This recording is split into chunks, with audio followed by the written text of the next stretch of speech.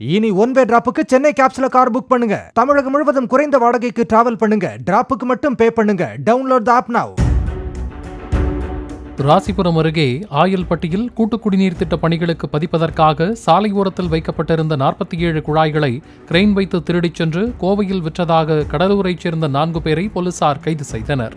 முதலில் கிரெயின் ஆபரேட்டரை பிடித்த போலீசார் அவர் தந்த தகவலின் பேரில் திருடியவர்களை கைது செய்ததாக தெரிவித்தனர்.